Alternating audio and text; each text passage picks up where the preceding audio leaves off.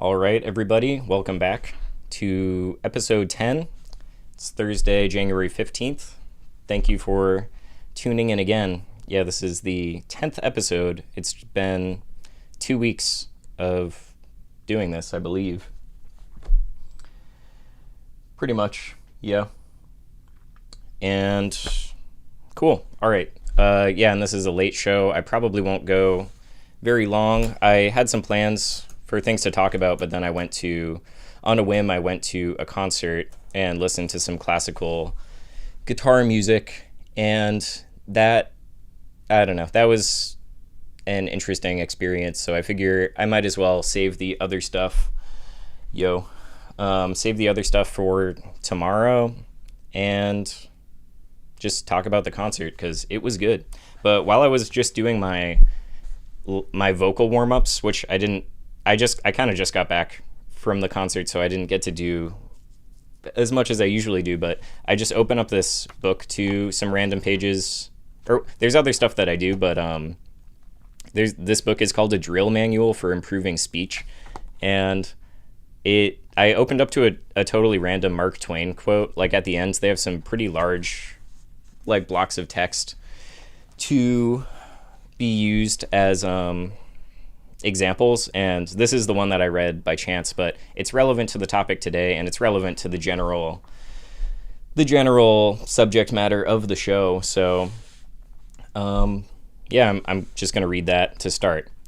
The moment talk is put into print, you recognize that it is not what it was when you heard it. You perceive that an immense something has disappeared from it, that is its soul. You have nothing but a dead carcass left on your hands. Color, play of feature, the varying modulations of voice, the laugh, the smile, the informing inflections, everything that gave that body warmth, grace, friendliness, and charm, and commended it to your affection, or at least to your tolerance, is gone, and nothing is left but a pallid, stiff, and repulsive cadaver. Such is talk, almost invariably, as you see it lying in state in an interview. That was Mark Twain in a letter to Edward Bach. Yeah. And that is sort of something I was thinking about when I was watching the music, because I wake up to...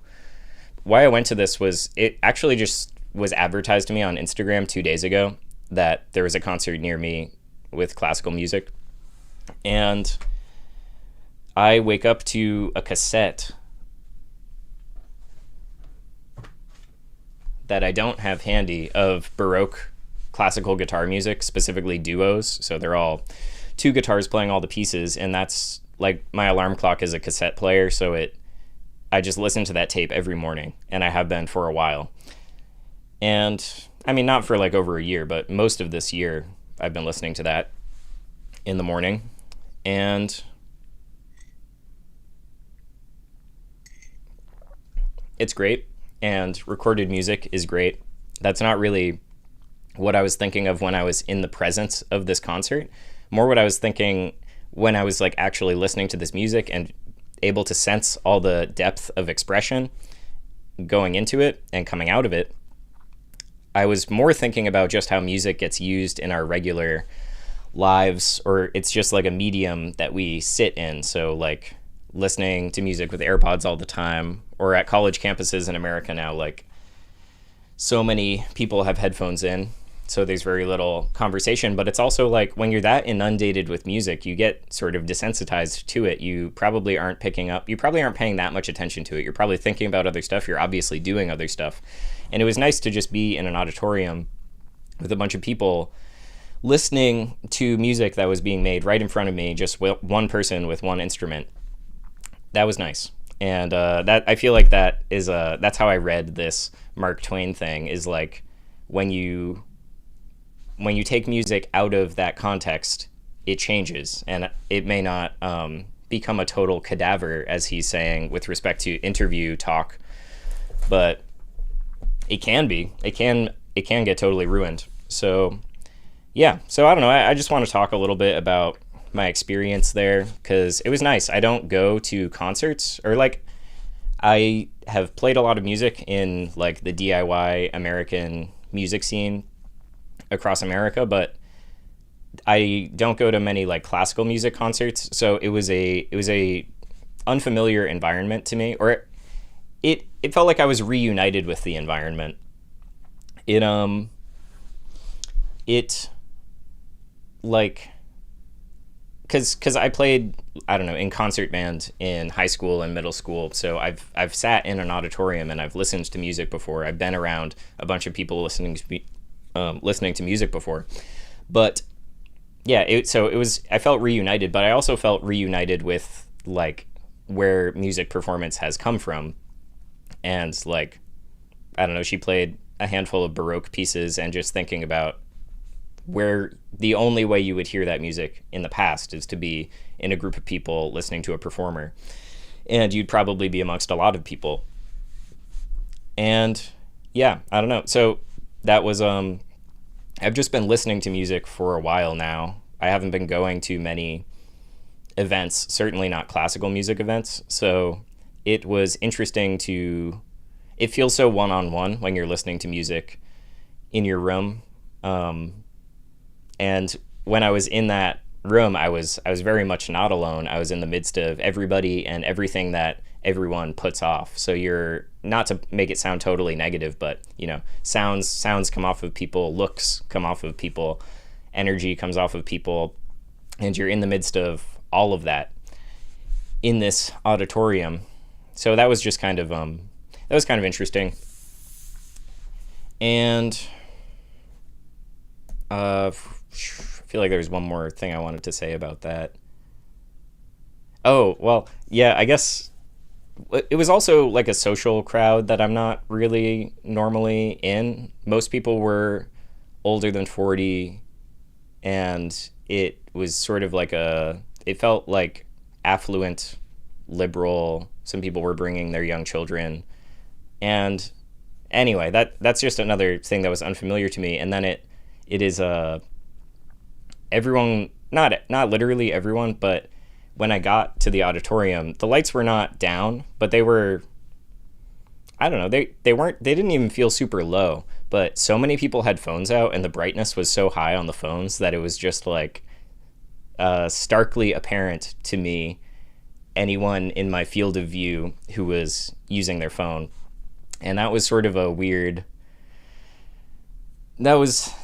it's just always weird when you're in that environment, because it is like a shared experience. You're all going there to listen to that music, but we're in a very isolated culture where people don't really talk to strangers very much. So even though we're all there to see the same performer and we're all interested in it, like, people would prefer to have this personalized experience on their screen that is taking them away. So people were watching videos. Some people were, well, they were watching videos with the sound really low, so you'd see them, like, if something interesting happened, they would like put it up to their ear. And then people were checking texts and emails, and just reading the news was another one.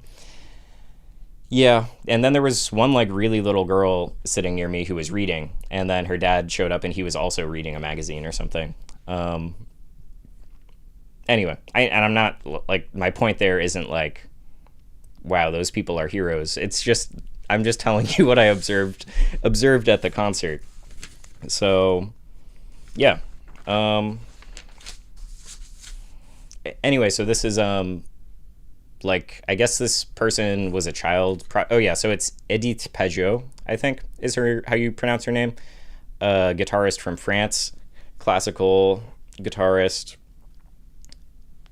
solo acoustic guitar. And all I know about her is that she was a child prodigy since she was the age of 7 or something like that. The other thing I learned in the crowd was, like, because I was sitting next to a guy who was having a conversation with strangers, and he was talking about how he's a guitarist, and they were talking about his life as a guitarist. And he was saying he thinks probably everyone in the audience is either a guitarist or here with a guitarist who is aware of this person from their social media presence. And I also thought that was kind of interesting, because I was unaware of the social media presence of this person. I also mentioned it actually to a friend of mine who is a guitar teacher, and he said, oh yeah, I've seen her on YouTube. So that was also surprising, I guess, but maybe it shouldn't be surprising because I found out about it from an advertisement myself. Anyway,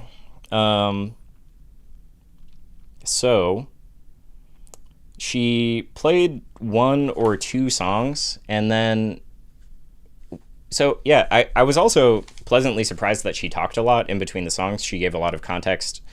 She kind of described where the pieces were coming from and what the structure of the pieces were, if it was relevant. I don't know the word for the pieces that had like short sequences of bass notes. I've heard them a bunch of times, but she said like passaquier or something. I don't know.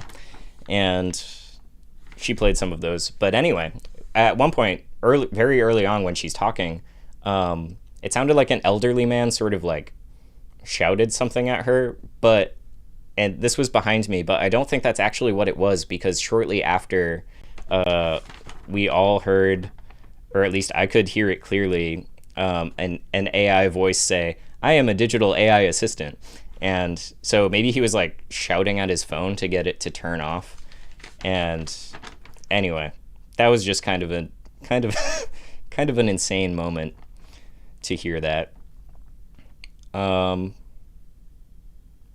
Anyway, so the other thing, like I don't have much to say about the music. I thought it was great, and I thought I was really glad that I went to go hear it, because it kind of woke me up a little bit, and it reminded me how important it is to go and have new experiences and be in different environments and different situations, like literally even just for the health of your mind, and just to be experiencing new stimuli, because our mind is like an extremely complex organ, and it's made to handle all kinds of situations, and like most of us are experiencing a very narrow range of situations, and it gets made up for by the fact that when you're using screen devices like the phone or the computer, you see lots of different things on there, but fundamentally everything else about your experience at that time is pretty similar. You're in a similar position, you're holding a similar thing, you may be in a similar environment, you may be tuning out the other elements of your environment. So I was on the fence about going, and I'm glad I did, because I think what contributes to being on the fence in those moments is just getting used to the dullness and the monotony of life that I think a lot of us live through. And you just have to do things that break that, even if they might not be like obviously I got to go hear beautiful music, but sometimes even just taking a walk around the block and seeing something unpleasant can get you out of that feeling of dullness.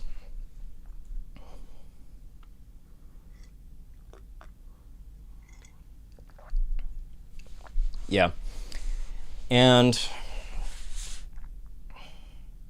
yeah.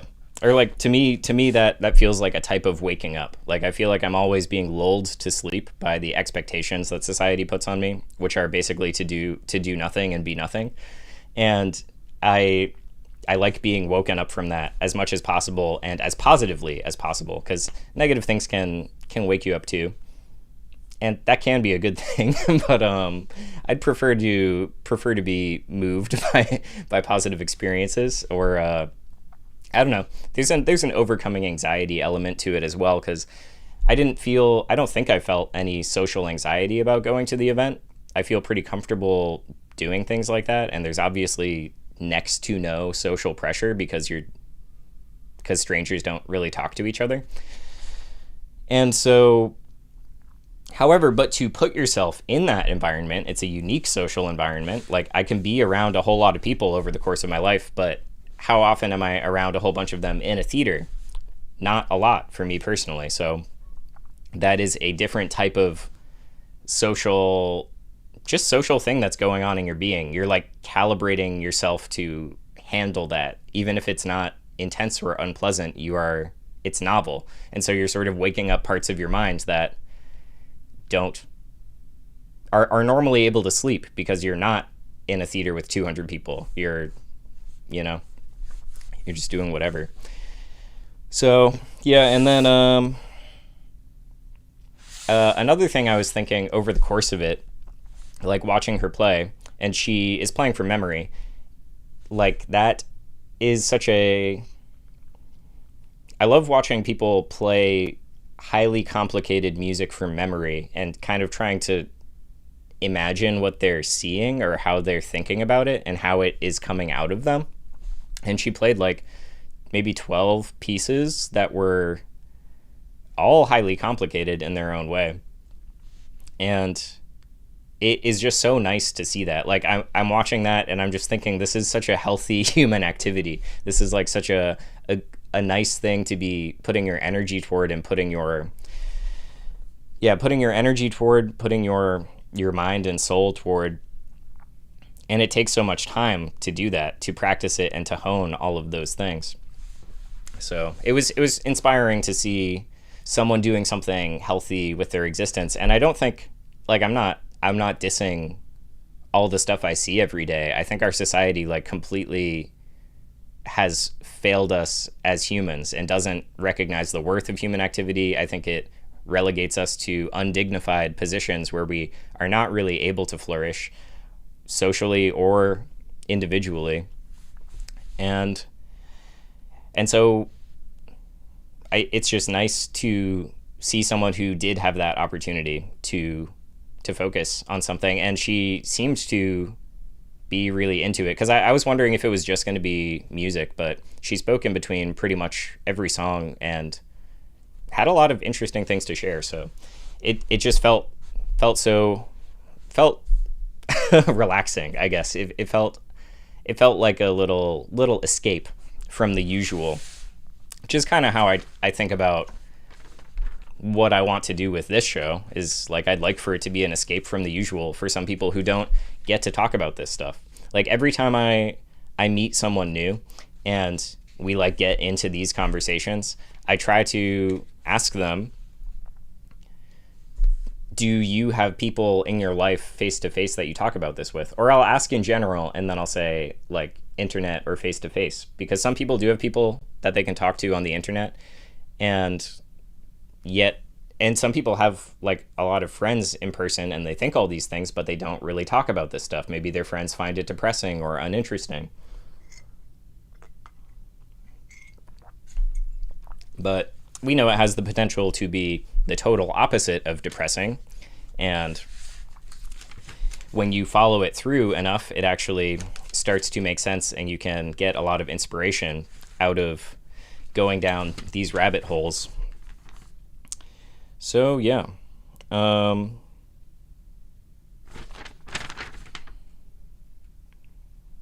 what was I? Hang on a minute.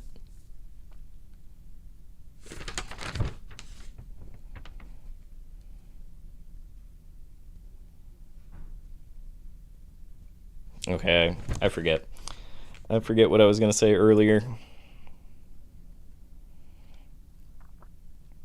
It was also sort of nice, like, I know this is not profound or anything, but she was talking about one of the pieces that she arranged and how it is it's not in a final stage or anything, and just talking about, I don't know, she just talked about the ultimately experimental process of performing it and having it change over time and trying to put emphases in other places.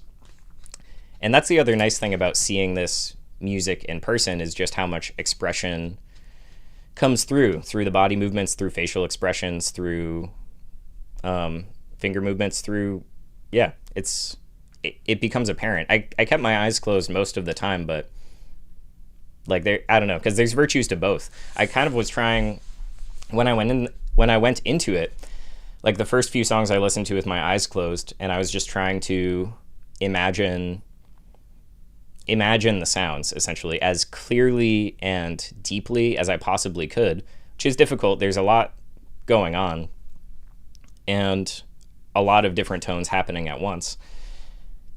And yeah, it is I like trying to do that experiment, because I find it difficult even as a musician to do that. And maybe it's extra difficult for me because I'm not really a harmonic musician. I play more melodic instruments, like notes happening one at a time, or maybe a couple here and there, like on the bass, as opposed to heavily chordal instruments like piano or guitar. So I think that clarity, that it's a clarity that I like try to explore, but I don't practice that kind of music a ton, so it's pretty cloudy in there.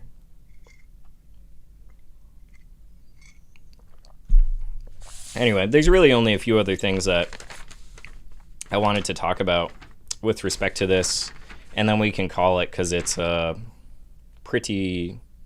kind of late. Well, another thing I was thinking of is, and I mean, I have absolutely no idea what this woman's life is like, or her childhood was like, or anything, and I don't want to assume anything. Sometimes when someone's a child prodigy, you assume that their parents are like way too intense on them, but you just don't know. So I don't know her, so I won't assume anything. But I was thinking, like, this is such a... Perhaps she was guarded from brain rot her entire life. Perhaps she was kind of able to, like, explore these, like, deep musical avenues in her mind and in history, instead of simply, just watching TV or something like that. Like, just having, instead, passive experiences that damage your imagination, I would say, or impoverish it.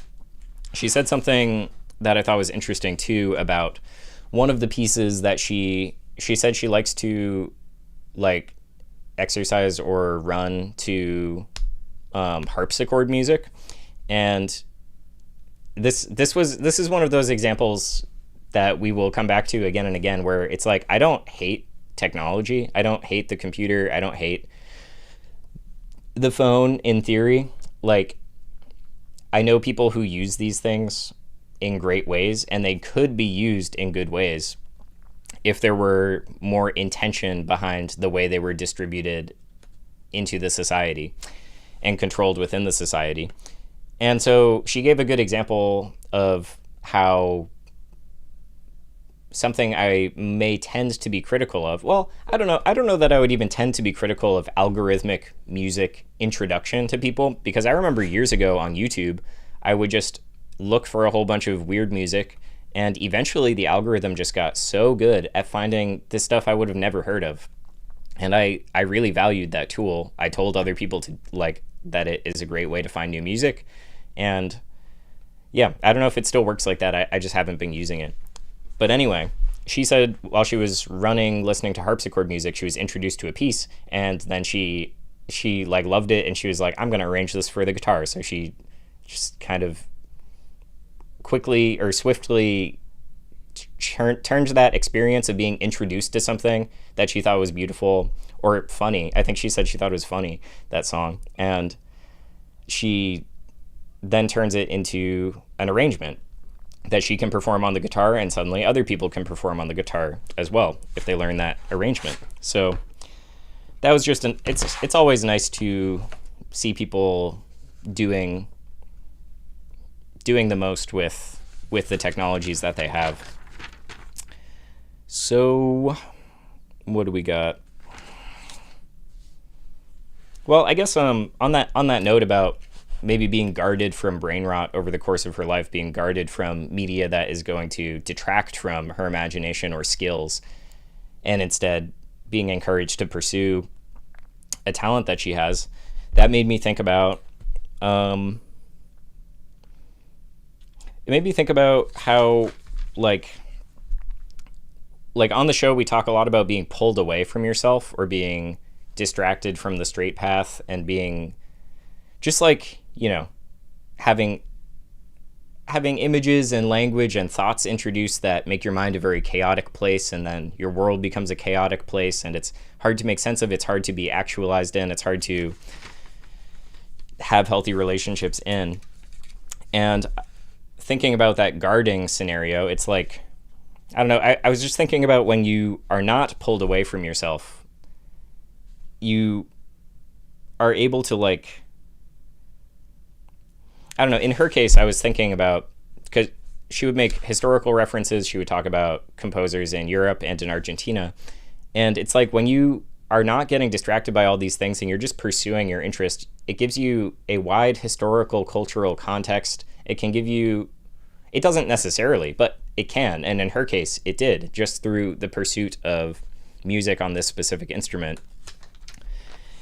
And I don't know, I just sort of, like, I guess that kind of made me, it maybe made something click in my head that I haven't totally figured out how to discuss yet. But when we talk about how we get distorted by the media influences in our society and the social pressures in our society, the economic pressures, basically how the culture that we live in pulls us away from ourselves, sometimes I struggle to talk about that true self, so to speak. It's like, well, what is it really pulling you away from? Because that's what you did, and then that's who you are. And I don't want to leave it at that. And yet I'm more of like I think about the self in terms of process and becoming and change. And obviously there's a lot of carryover into the future from what you are in the past.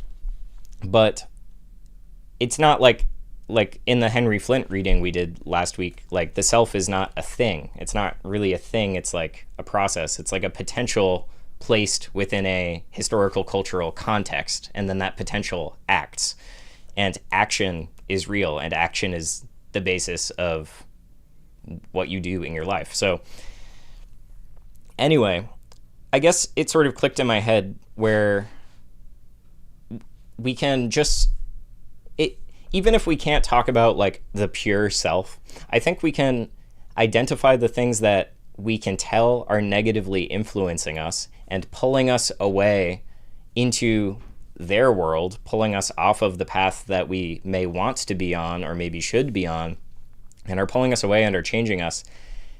And if we identify lots of those things and cut them off, refrain from engaging with them, starve those drives out of our body until they're very weak and we're able to work on the things that we actually want to practice and move ahead with, then I think that's an improvement from where I was before, I guess. That's an improvement from where I was before in terms of thinking about this. Because sometimes I would feel myself talking about this and I'd be like, well, what's that other thing? And it's like, it doesn't really matter, because it's you and it's your soul and it's your being, and that's changing over time.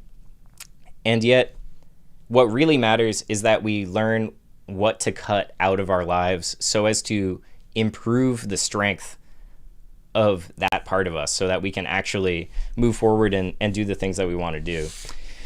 And anyways, and not to make it sound, I mean, I think people who watch the show know, like, I'm not utilitarian about that. Like, I think there are things we should be doing. I think there's moral imperative in our lives to act in ways that are quite contrary to the dictates of our society's moral law and or legal system or whatever it is.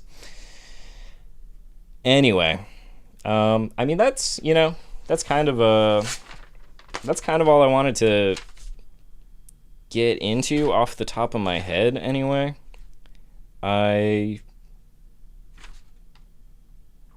It was also, I noticed, this is just something I've been thinking about. This ties into kind of what I was gonna make this stream about. Like, this stream was initially titled like energy cycles and feedback loops, and now it's just about the concert. But I'll have some more stuff to say about the concert too. But yeah, but I don't know. I struggle with my posture, and just sitting in there and listening to the music, I eventually become hyper aware of my posture and wanting to hold myself right, be in alignment, and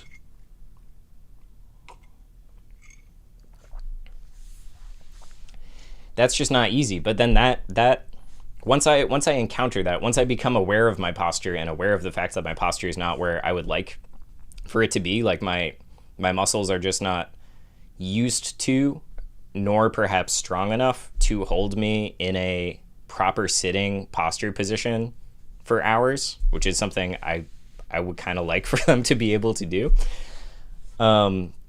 that just makes me think like, well, why?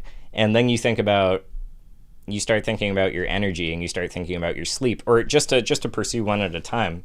I mean, it all wraps around. So that's kind of the theme of what this lecture could have been and will be in the future. But so I'm like, well, maybe I just don't exercise those muscles enough, and I need to actually literally strengthen them.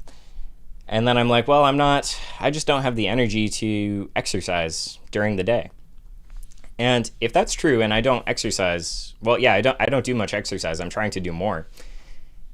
It's all a feedback loop, because if I'm not exercising, if I'm not making energy demands on my body is increasingly going to adjust to that lethargic lifestyle and act accordingly. And my sleep will converge to that. My appetite will converge to that, because I probably don't need to eat as much if I'm not making energy demands on my body. Anyway, so that's kind of what I was going to get into. I only bring it up now because that's what I thought about when I just couldn't sit upright in those theater chairs for an hour. Yeah.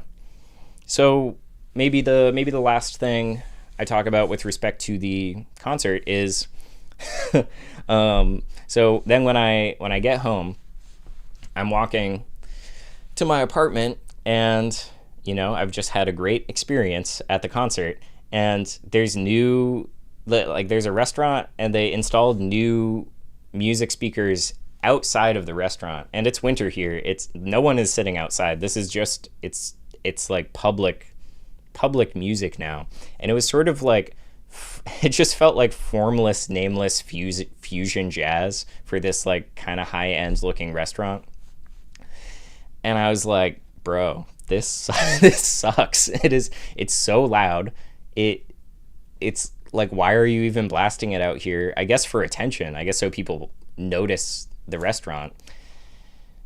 But I don't know. I was like, the way music is used in this society is so disgusting and so stupid and so thoughtless. And so I was just like fuming. And then I get up to my apartment, and I have some housemates, and I go into the bathroom. I was in the bathroom like probably not too long before I went to this concert, and then I come back and I see this print hanging on the wall. And suddenly I was just like, it healed everything. I was just like, yeah, that's what this is actually about. This is what music actually is. So I don't know. I had some various emotions stirred on the way home. I was pissed off, and then I was like, okay, well, not everything's that bad. But everything is pretty bad. So, yeah. Anyway, we'll talk a whole lot more about music and energy feedback loops. And yeah, that I did think of you when I saw this print. It is that is you as fuck.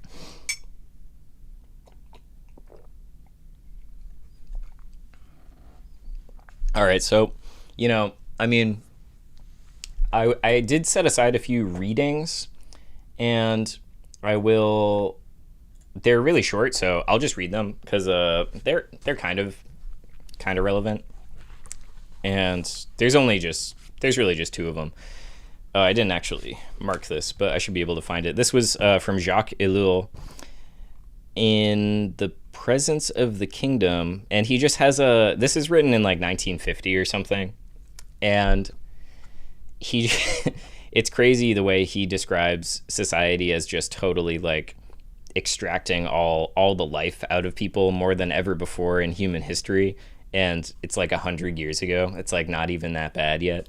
Yeah, so that part is, so more than ever, every person is involved in the life of the world, and the world is more penetrating, more crushing, more exacting than it has ever been.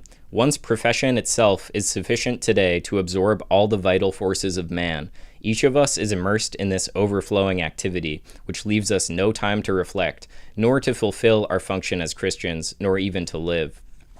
And I was like, wow, Because now we're in like the real full-on psychological control phase where it's like you have your phone all the time and you want to look at it all the time, and so you are looking at it all the time, and it's just changing your soul. It's changing your cognitive faculties, your cognitive abilities and everything.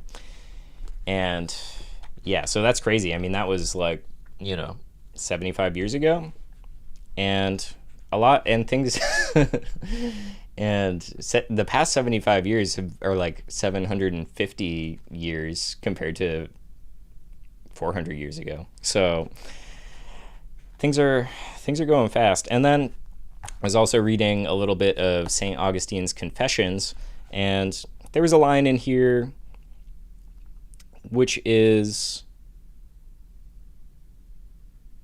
I'll just read it, and yeah. Why is it that in this part of your creation, which we know, why is it that in this part of your creation, which we know, there is this ebb and flow of progress and retreat, of hurt and reconciliation? Is this the rhythm of our world? Is this what you prescribed when from the heights of heaven to the depths of earth, from the first beginnings to the end of time, from the angel to the worm, from the first movement to the last, you allotted a proper place and a proper time to good things of every kind, and to all your just works? How can I hope to understand the height and depth of you, from the greatest to the most lowly of your works?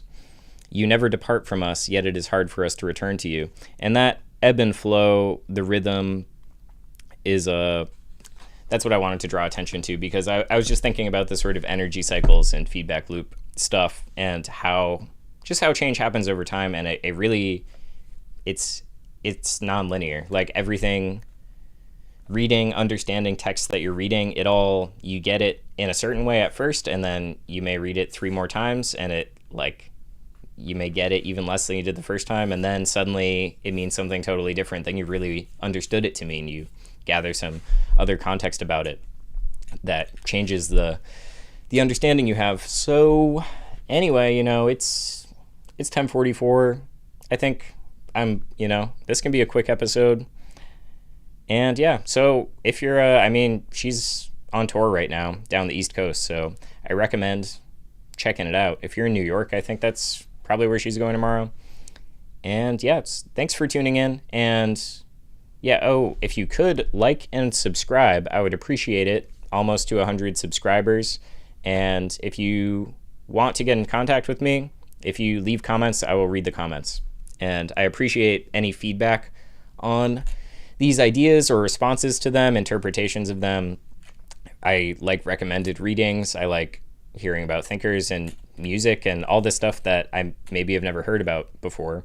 And yeah, so thanks for tuning in, and feel, I don't know. I really like the emails and DMs I've been receiving, and I want everyone to feel welcome to hit me up in that way. All right. So appreciate everybody, and have a good night. Goodbye.